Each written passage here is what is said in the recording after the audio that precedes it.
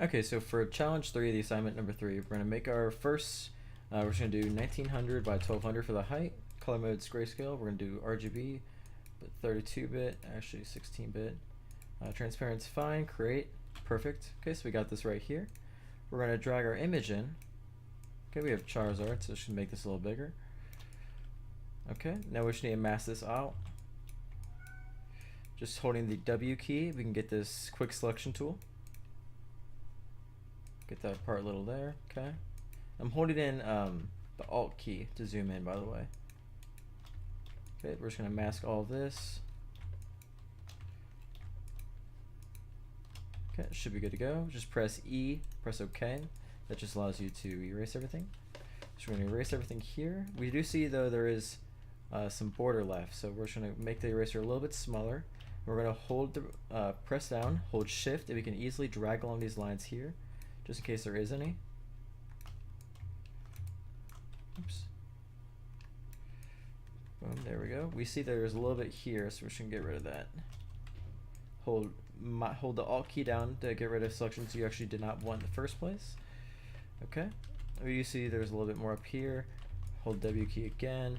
We see there's a little more lines. Make the eraser a little bit smaller. Hold down Shift. Okay, perfect. Now one else thing is I'm going to do is I'm just going to drag this along here. The reason I'm doing this is because I'm actually going to fade this out. So I'll just make the eraser a little bigger like that. Reduce the hardness and the flow. That way we can just get this going a little bit like that. And then we're going to increase the flow even more and the hardness even more. That way we can kind of fade this in like that. So the goal is we just want to fade it in. Keep going over like that. Increase the hardness a little bit. Okay, that should be fine for that. Perfect. Okay, because we're not really going to be doing much with it anyways because we're going to have a border, so that's why I kind of want to fade it in because it's going to be overlapping with the border. So that's kind of why I wanted to do that. Okay, so next things next, we're going to do the add the background. Just add the background in like that. Perfect, and we're going to drag this on the bottom layer so this can overlap it. And then we're just going to go through and add an overlay for this guy.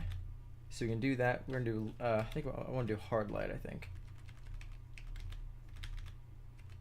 Actually, yeah, let's do hard light. Let's also go to image, adjustments, levels. Bring the levels up a little bit. Make it a little more visible. There we go. Perfect. I like that. Okay, next we have a little texture to go along with this also. So we're going to drag this texture, make it a little bigger so it overlaps the full screen. Drag it down one, and we're going to just do that a little bit. And we're going to reduce the fill. That way you can see a little bit. It's kind of like starlights in the background. Next thing, we're just going to do add text. We're going to do Charizard. Make it bigger. So what I want to do actually is press T, change the text to white.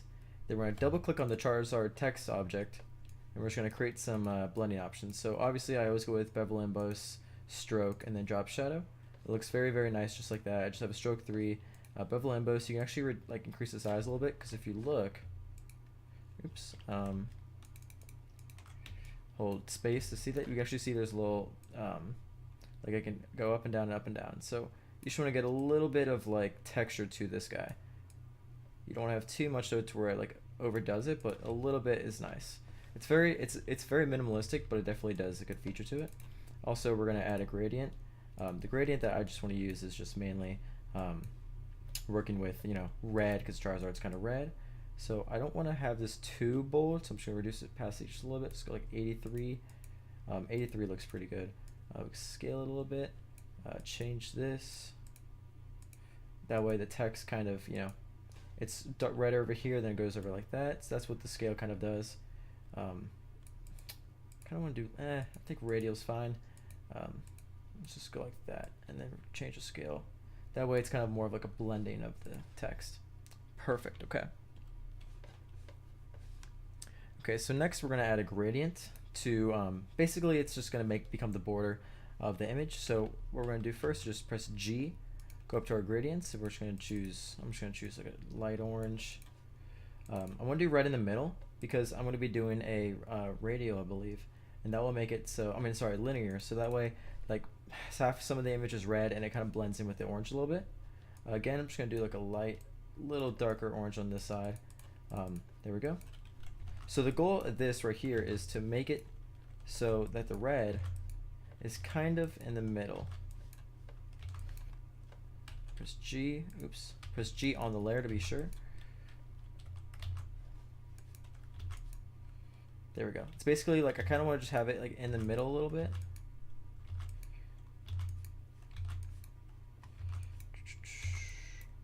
There we go. So it's basically kind of in the middle, so that way we can see some red on the outskirts over here and some red on the outskirts here. I don't want the whole thing just to be the same exact thing. Next, we're just going to go over to multiply. We can do a lot of different options with this. I mean, we can see what we'd like. You know, that looks pretty cool. That looks really cool actually. We might just do linear burn. So next we're just going to press M. This is basically just, you know, if we check off that, press M, it's the rectangle masking tool. So we can just go through and get the exact border size. So one way, see right here how all the purple lines in the middle align like that? That's how we know it's equal. We just want to right click on the rectangle, layer via cut, get rid of this, and now we can see that there's a background with that as well. And we should be good to go on that end. We can see if there's any different options that we like better. I think the linear burn actually looked really well. Really, really cool.